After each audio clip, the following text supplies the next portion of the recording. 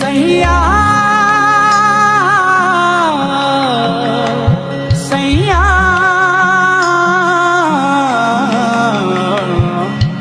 এই খারো, তোর পকেটের মধ্যে কি? আমার পকেটের মধ্যে কিছু না। আমি নিজের চোখকে দেখছি তুই পকেটের মধ্যে কি না জানি বসছস। ভালোই ভালোই বার কর, নাহলে বছরে ডাক দিমু। কইলাম তো পকেটের মধ্যে কিছু নাই, থাকলে এনে বাড়ি করতাম। বুঝছি, তুই এমনি এমনি বার করতি না।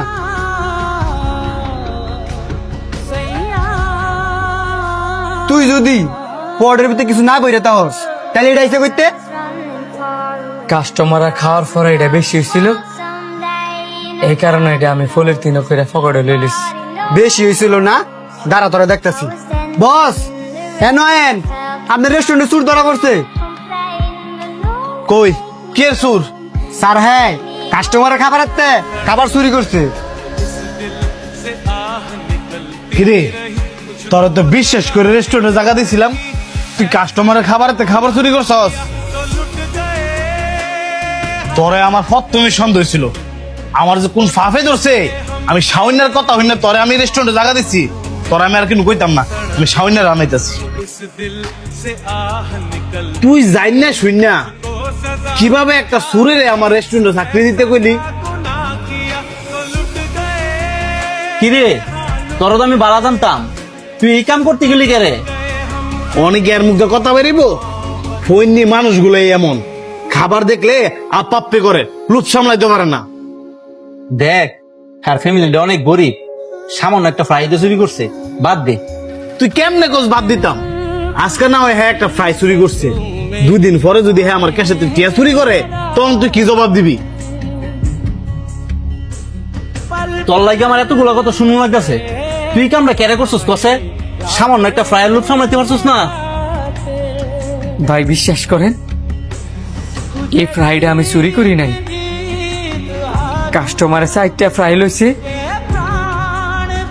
3টা ফ্রাই খাইছে, আর একটা ফ্রাই খাইতে পারছে না দেখিয়া এন রাখিয়া গেছে।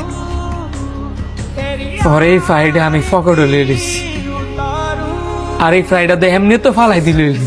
ফালাই দিলে তুই তোর পকেটে পড়ছিস কে রে? আপনি তো জানেন আমার আব্বার একটা গিন্নি নষ্ট, আর একটা নষ্টের পথে, যেই কারণে আমি আমার আব্বারে কাজ করতাম দেই না। আমার আব্বাই আমার কাছে শখ করছে একটা ফ্রাই খেয়ে লেগে। বাবা, কালকে তো তুই তোর কাজে যাবি, আমার লাগে একটা জিনিস আনবি। কি আনতাম আব্বা কও?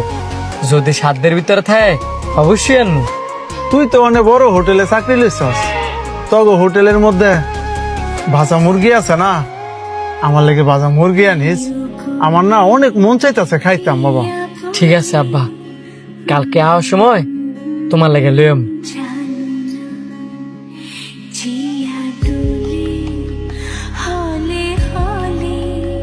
তোর আব্বার ফ্রাই খাইতে মন চাইছে, তুই এটা তোর বসেরই গলি পারতি যে বস আমার আবার ফ্রাই খাইতে মন চাইছে, আমার একটা ফ্রাই দেন কিংবা 2টা ফ্রাই দেন, মাস শেষে আমার বেতন তো টাকাইতে রেখে দেন, তাইলে তো তোর বসে তোর ফ্রাই দিত।